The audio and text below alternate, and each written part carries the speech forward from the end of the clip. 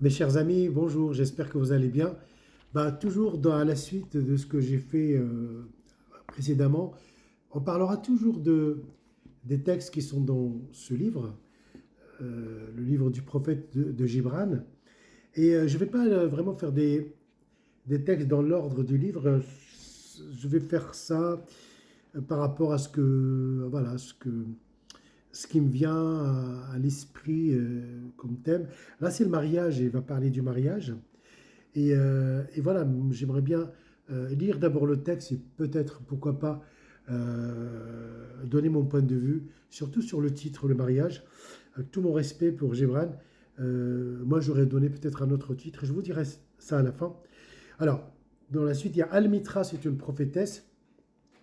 Almitra reprit alors la parole et dit: Et qu'en est-il du mariage, maître? Il répondit ainsi: Ensemble vous êtes nés, ensemble vous resterez à jamais. Ensemble encore, quand les ailes blanches de la mort effaceront vos jours.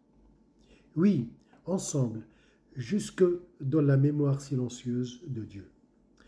Mais au sein de cette communion, préservez des espaces.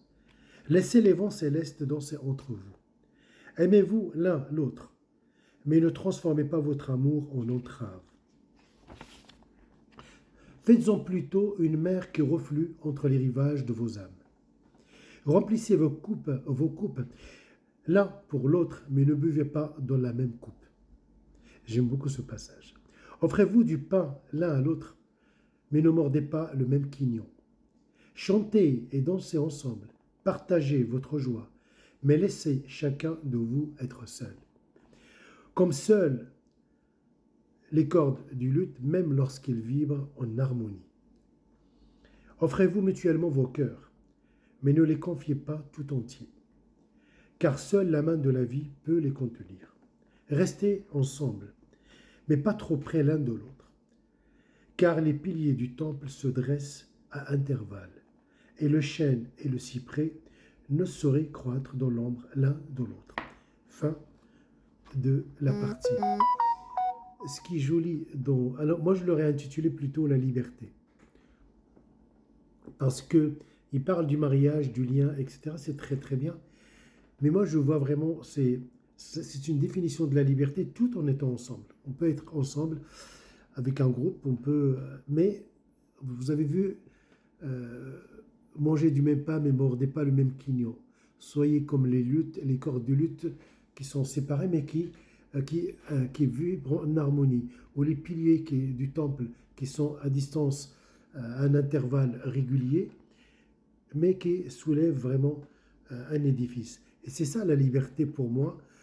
Oui, c'est vrai que le mariage, c'est une institution où on rentre vraiment dans euh, de vivre avec quelqu'un, c'est-à-dire à partager avec quelqu'un une partie de notre vie et l'autre personne elle partage une autre partie de sa vie. Pour moi, chaque être humain est une sphère à part entière. Et pour vivre en communauté, on va vivre dans la partie, ce que j'appelle la partie d'intersection des sphères. Ma sphère avec la sphère de ma femme, avec la sphère de mon ami. Donc on va vivre dans cet intervalle ou dans cet espace d'intersection, tout en gardant une partie de liberté. Donc ça veut dire que nos sphères ne doivent pas se confondre, ne doivent pas se superposer, doivent rester elles-mêmes, mais tout en partageant des espaces où on a une affinité, où on a une responsabilité avec quelqu'un d'autre. Donc moi, j'aurais pas appelé ça le mariage, mais Gibran l'a appelé le mariage. Moi, j'aurais appelé ça la liberté. Pour moi, c'est la vraie définition de la liberté.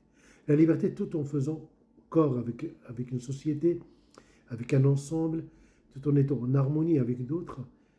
Mais c'est une très bonne définition de la liberté. Voilà, donc je vous souhaite une excellente journée et à une prochaine lecture, Inch'Allah. Au revoir.